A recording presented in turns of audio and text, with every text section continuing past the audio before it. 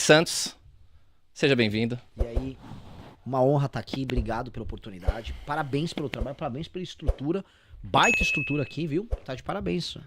Você veio e venceu. Boa.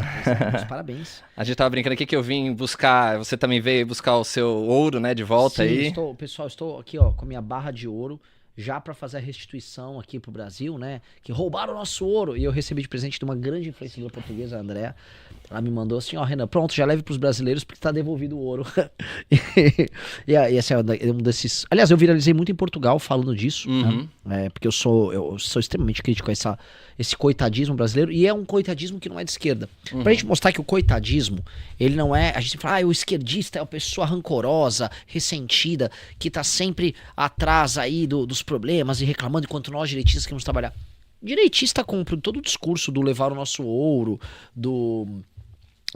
se o Brasil fosse colonizado pela Holanda ou pela Inglaterra seria muito melhor. É tudo mentira, né? Se fosse, vocês nem existiriam. Né? É que eu acho essa coisa mais humilhante de todas, é a pessoa não entender que ela é filha desses portugueses. Se ela não consegue perceber isso, então ela se odeia de tal forma que ela aceitaria que outra pessoa morasse na terra dela, no lugar dela, só porque isso seria melhor do que a condição que ela tá. Pô, você tem que se odiar muito e não tem noções básicas de história pra entender esses processos. Então, nós precisamos eliminar da mente do brasileiro esse coitadismo, que é um coitadismo universal, vai da esquerda à direita. Porque este é um comportamento que nos diminui a potencialidade não só do Brasil, mas do Brasil, Portugal e do todo mundo lusófono. E, poxa, também aponta assim para uma falta de grandeza nossa como povo líder, né? Nós somos o Brasil, é a grande nação que fala português hoje. Da lusofonia, sim. Exato. Portanto, qual a nossa responsabilidade? É espalhar nossa cultura comum pelo mundo e a representar bem. Quando a gente fica chorando, eu queria ser holandês. Desculpa, meu amigo, você que tá falando isso, né? Que queria ser holandês, você vai lavar prato em Amsterdã, que é o que os caras querem que você faça. Então, né, pare com esse chororô, vamos ser grandes. É isso. Não, exatamente aí. O famoso like na live, né? De sempre. Clássico, conhece isso aí.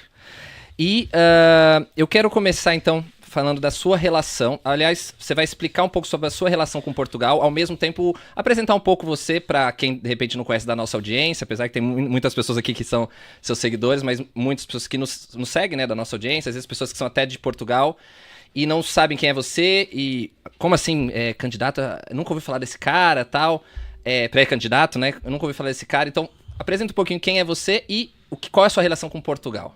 Bom, meu nome é Renan Santos, tenho 42 anos, sou natural de São Paulo, bairro da Moca, bairro de italianos, bairro tradicional de São Paulo, o que torna naturalmente um pernambucano da geração Z. Falo sempre isso porque eu fui batizado pernambucano recentemente, lá em Recife, e também fui considerado por muitos um membro da geração Z, mesmo sendo um millennial quase X. Né? Sou uma figura que pode ser qualificada como alguém de direita, liderei as manifestações pelo impeachment da Dilma Rousseff, fui empresário, fui formado entrei, fiz faculdade de Direito na USP, larguei a faculdade, fui trabalhar com outras coisas, então eu vou dizer que eu sou como Steve Jobs, que também abandonou a faculdade, né? É muito pretencioso falar isso, né? Minhas falhas são iguais às falhas de outros tantos, né? Tipo, hiperfoco do Elon Musk. Eu tenho um hiperfoco dele, eu sou meio autista como ele, larguei a faculdade como Steve Jobs, são problemas tipo, alguma coisa com o Alexandre o Grande também ali, no fundo, sim, né? Sim. Ele não era muito alto também não, então é isso. São pequenos defeitos que nós grandiosos temos. Temos que compartilhar. Sou hoje um dos fundadores do Partido Missão, sou presidente do Partido Missão, posição que eu não gosto de ostentar porque eu acho meio carguista ficar, eu sou presidente, não sou nada, eu sou fundador, sou amigo, sou parte de um time de pessoas que luta muito para mudar o Brasil e tornar o Brasil um país sério e que mais apanha do que é reconhecido por isso. E a gente tá há 10 anos apanhando, e quando eu falo apanhar, é apanhar de todos os lados, da esquerda, da direita, da imprensa, do centro, de cima, de baixo. Diz muito sobre, vamos dizer, o propósito nosso, é um propósito muito forte. Eu quero ver o Brasil ser uma das 5 nações mais importantes do mundo. E por quê? As 5 nações que devem mandar no mundo nos próximos 100 anos são Estados Unidos, China, Rússia, Índia e Brasil. Nós temos população, nós temos recursos humanos, nós temos recursos naturais, nós temos território, nós temos economia para isso. Mas nós somos o mais fraco desses 5. Sim. E nós tomamos decisões que nos levaram a ser um país fraco e nós não precisamos ser fraco assim. Nós podemos ser muito maior. E nós somos a grande força do sul global, nós somos a maior experiência tropical do mundo. E em vez de reconhecer isso e falar, quero almejar muito, a gente fica chorando, olhando para baixo, se deixando ser dominado pelo crime organizado, reclamando, não, eu quero agora uma bolsa disso, não, escala 6 por 1, umas discussões de gente pequena, que só pensa em coisa pequena. Nós não estamos falando como nós vamos ser mais desenvolvidos do que os nossos pares. Nós não estamos falando como a gente vai ser rico como a Coreia ficou. A gente quer ficar discutindo coisas pequenas. O Lula vai dar um Vale Gás. O Lula fez o L. Sim. Olha a picanha. E os caras falam de foguete, né? Os caras falam de foguete. Os caras indo pra Marte. Vietnã se tornando desenvolvido. A Índia tendo mais saneamento básico que a gente. A Índia é uma piada internacional porque eles têm uma relação ainda muito pouco resolvida com banheiros. Com higiene, né? É sério, isso não é... Houve uma campanha da ONU pra levar toaletes lá pra Índia, pra ensinar as pessoas a não fazerem necessidades na rua. Dito isso, a Índia já resolveu o problema do saneamento básico numa escala maior do que a nossa. Como pode? Com 1,3 bilhões de pessoas. Pois é. Enquanto nós, assim, ficamos só girando em falso, discutindo o carnaval, discutindo se o vagabundo lá do Lula fez uma escola de samba trabalhar pra ele, que se o Brasil vai ganhar a Copa, se o Vini Júnior tá... Posso falar umas coisas feias aqui ou não? Tem que ser. Manda bala, Se manda o Vini bala. Júnior tá comendo aquela Virgínia, que eu li? Dane-se que ele tá comendo. Se a Virgínia tá grávida de um cavalo pra fazer um carioca, eu não podia me dizer menos. Então, a gente tem que pensar grande, mas nós somos um país que pensa muito pequeno e o mundo espera muito da gente. Eu estive em Washington, falei com pessoas da administração Trump, estou em Portugal, e as pessoas esperam demais da gente. Só que a gente não espera. O brasileiro espera muito pouco de si, mas o mundo espera muito do Brasil. E o problema de o mundo esperar muito da gente é que se a gente não entregar o que o mundo espera do Brasil, o mundo vai retirar da gente isso. Sim. E a gente vai deixar de ser um país grande e nós temos poucos anos para poder resolver isso. Então, eu tô aqui para isso e meu nome é Renan. Boa, boa. Falando nessa questão do imigrante, né? Um dos motivos... Cada imigrante tem o seu motivo, né? Por que imigrou. Eu também sou um imigrante, né? Até... muitas pessoas não me conhecem, né? Eu sou o Eric, eu sou o host desse podcast. Tem várias pessoas achando que ia ser um português aqui. Eu sou meio português, meio brasileiro. Acho que você também é, né? Você não comentou, mas você tem uma origem ali da região do Alto Alentejo, se eu não me engano, né? Sim, a parte da família da minha avó é da região de Porto Alegre. Porto Alegre, ok. E a do meu avô é do Viseu. Boa. Então, assim, a minha família do meu pai inteira é portuguesa, da minha mãe tem uns italianos. Sim, a minha também é mais ou menos assim. E eu, pronto, também sou um imigrante, como muitos outros, e cada um tem a sua história, né? Mas a maioria das pessoas tem como fator que fez ela mudar para outro país a segurança, é um dos principais, a questão da qualidade de vida, entre outros. Mas independente disso, a gente sabe que hoje Portugal é o segundo maior país de imigração brasileira. Tá ali aproximadamente 500 mil, né? Às vezes os números até aumentam porque eles não conseguem acompanhar. Os Estados Unidos ainda é o primeiro, né? E é muito interessante porque existem, pelo que eu vi aqui nos dados que eu pesquisei, aproximadamente 20 milhões de imigrantes brasileiros no mundo todo, né? Pode ser um pouco mais, um pouco menos, dependendo da fonte. Ou seja, são 20 milhões de brasileiros que estão muitas vezes insatisfeitos e que mudaram para outro país. Mas essas pessoas, imagina que são quase 10% da população brasileira. Muitos deles são jovens, né? Pessoas em idade ativa, né? Até por isso que eles foram ser ativos num lugar que reconhece melhor a atividade e o empenho deles. Sim. Né? E essas pessoas também, elas podem, inclusive, votar, né? E podem ainda acompanhar a política e o futuro do seu país natal. A minha pergunta até era uma curiosidade que eu sempre quis fazer para alguém, e aí você vai poder me trazer, e algumas dessas milhões de pessoas podem entender. O que um presidente, né, que na verdade quem mora fora só pode votar a presidente, não pode votar para nenhuma outro cargo. O que um presidente pode fazer para um imigrante que está em outro país? O que ele tem a possibilidade? O que um imigrante pode ter assim, de esperança ou de futuro em um candidato a presidente? É uma ótima pergunta, porque a primeira coisa que um presidente de um país sério e jovem como o Brasil deveria fazer é trazer de volta as pessoas, não obrigando, claro, mas dizendo para eles, o lugar para você crescer é aqui. E o fato das pessoas estarem indo embora é sintomático de um país que perdeu vitalidade.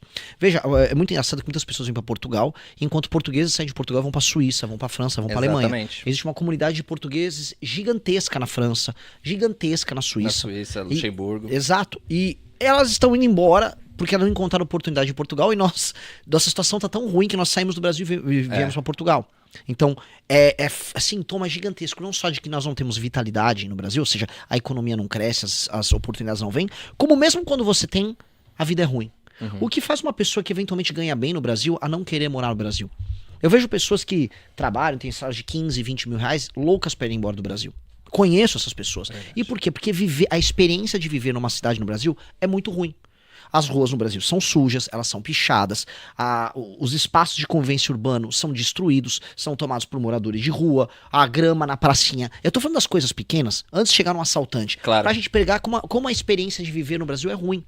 Viver no Brasil, na maior parte dos lugares, é feio, as nossas cidades são feias, o urbanismo é mal feito, é mal tocado, as cidades estão destruídas. Poluição sonora também. Poluição sonora, falta de respeito ao espaço do outro, usar um transporte público é uma experiência sempre ruim, sua individualidade ela é invadida.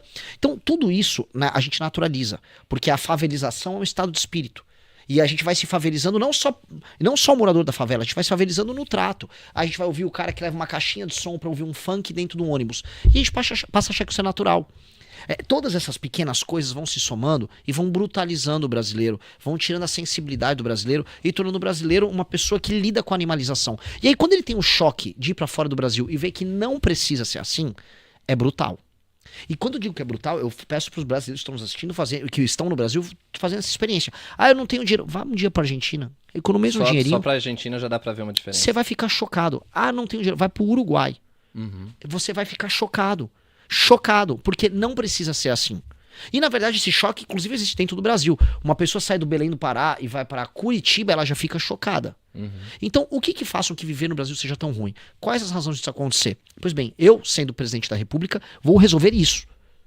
Eu preciso tornar a experiência de viver no Brasil, a experiência de acordar e trabalhar, a qualidade do trabalho, quanto você ganha no trabalho, a segurança que você vai e volta pra tua casa, a experiência de andar no carro, se você comprou esse carro ou não, se tá barato ou não esse carro, se a gasolina que tá indo no carro, ela tá barata ou não tá barata, se a cidade tá barulhenta, se a cidade tá te respeitando, se a cidade tá arborizada, se a rua tá limpa, toda essa experiência tem que ser resolvida.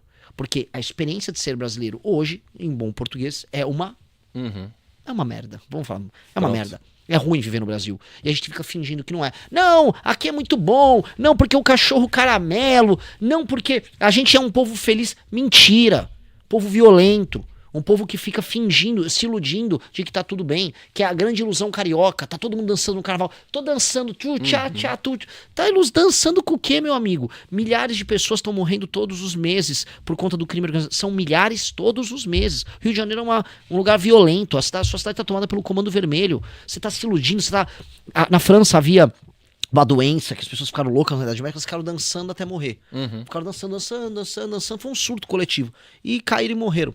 A gente tá nessa. A gente tá num surto de tentar ficar fingindo demência pra lidar com o absurdo. Sim, com certeza.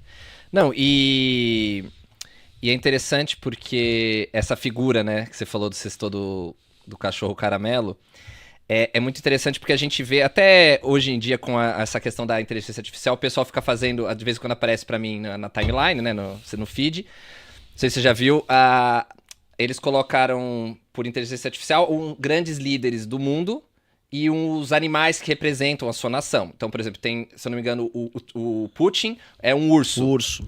Aí a águia americana. E a Inglaterra, o leão. Exatamente. Que é o famoso. E aí, será que o animal que representa o brasileiro é um cachorro caramelo? É um cachorro abandonado. E por mais que as pessoas simpatizem, não, Renan, a gente gosta do cachorro caramelo porque toda a família pobre brasileira conhece um cachorro. Meu amigo, nada contra o cachorrinho, eu amo cachorros, eu já adotei cachorros caramelo. Sim. Nada contra o cachorro, que é um animal santo, é um animal magnífico. É patrimônio tombado. É um patrimônio tombado. Agora, a autoimagem que nós criamos, querendo ou não, é similar à dele. É de alguém que se adapta ao absurdo, é alguém que sobrevive no erro. Nós não temos que nos adaptar ao absurdo, nós temos que buscar a grandeza. E só os povos que buscam grandeza que mandam. O Brasil, ele finge ter uma grandeza. E aí quando o brasileiro quer falar da grandeza, vai falar, futebol. Não, a gente tem muitas praias. Fica esse conversa de praia. Praia não quer dizer nada, é só uma praia, é uma linha costeira, uma faixa de terra banhada pelo mar. Não tem nada demais. Não, mas a gente tem muitos recursos naturais. É você que está explorando? Você está explorando nióbio, né? Então, a qualidade de um país é a qualidade do teu povo. E quando o teu povo aceita de maneira passiva, ser pequeno, ele será pequeno. E quando você é pequeno, você obedece, você não manda. Rússia manda, China manda, Estados Unidos manda, Índia tá mandando, Europa já mandou muito. A gente obedece. A nossa desgraça é obedecer. Eu não quero obedecer nada que venha do Trump. Eu não quero obedecer nada que venha do Putin. Eu não quero nada que venha do Xi Jinping. Nada que venha do Modi. Eu quero mandar. Eu quero sentar na mesa com eles. Só que hoje eu não tenho condição de sentar na mesa com eles. Porque nós tomamos decisões que nos tornam pequenos. Então a gente tem que bater nessa tecla o tempo todo. Nós aceitamos ser pequenos. Nós aceitamos ser pobres. Nós aceitamos que o Lula nos ofereça um botijão de gás. Veja que país pequeno. Sim. Eu tava explicando hoje pros portugueses. Eu fui numa TV agora. Olha, o Brasil... Um país dessa dimensão, um país com uma história, uma potencialidade gigantesca, está discutindo nessas eleições se vai ou não vai dar um botijão de gás para as pessoas, se vai ou não vai dar energia elétrica para as pessoas, e se as pessoas vão fingir que vão trabalhar menos. Agora tem uma discussão sobre escala 6x1. Sim. É uma mentira. Ninguém deveria acreditar em plano 2026, uma proposta que vem da Erika Hilton. Mas a direita está discutindo, e a direita está votando a favor da proposta da Erika Hilton, de diminuir a escala de trabalho, que vai trazer um prejuízo de mais de 200 bilhões por ano. Sim. Que vai pegar uma indústria combalida e já vai jogar no buraco. É uma loucura isso. Os brasileiros estão já fazendo jornadas de quase 7 dias por semana, com Uber, com iFood, porque eles estão precisando pagar suas contas e sustentar suas famílias. As pessoas estão escolhendo por isso. Nossa produtividade é baixa, quem dera a gente fosse a Noruega. Nós não somos a Noruega. Nós escolhemos um caminho. Não adianta falar, ai não, mas na França, a escala, você não está na França. Sua produtividade não é francesa, sua nação não é a França. Você apenas vai tornar a vida para quem trabalha e para quem produz mais cara e vai gerar desemprego e informalidade. Então, as nossas discussões não são discussões de quem quer virar um país sério. São discussões de quem quer brincar de fazer justiça social e politizar até a própria alma. E isso nos torna um lixo de país. Sim. Não, e essa coisa que você falou do cachorro caramelo, né? Ainda. Isso eu acho que está muito ligado à questão daquela coisa do brasileiro ter uma inteligência para fazer as gambiarras, vamos dizer assim. Sim. Então aquela coisa a NASA precisa vir, a NASA precisa estudar o brasileiro, não tem aquela coisa? Te amo, cara, você é muito bom. Eu odeio isso, cara. O Brasil precisa ser estudado. O quanto isso está relacionado com a figura do cachorro caramelo, né? Que é o cachorro que se adapta às situações e não busca, né, montar uma outra realidade, né? Pô, isso é fabuloso, tá? Assim, você me trouxe um raciocínio agora que eu vou usar agora sempre. Força. Qual é o raciocínio? Veja, uma das características das pessoas mais capazes e inteligentes é a capacidade de previsão e planejamento. Isso tem até um teste que mede isso, que é o Ocean, um teste psicológico que mede, e uma das grandes valências da capacidade humana, da personalidade humana, é a conscienciosidade, que é a nossa capacidade de previsão, de autodisciplina, de resistir, vamos dizer, às recompensas imediatas em nome do futuro. Então o que acontece? Essa capacidade de improviso que a gente acha incrível, o brasileiro precisa ser estudado, representa a nossa incapacidade de planejar o que fazer no longo prazo e estar sempre tendo que lidar com o problema no presente. Quem lida com o problema no presente o tempo todo não se planejou. E aí ele tem que ser criativo, inventivo. Ah, não, eu não consegui arrumar o furo no telhado, eu botei uma caneca no chão.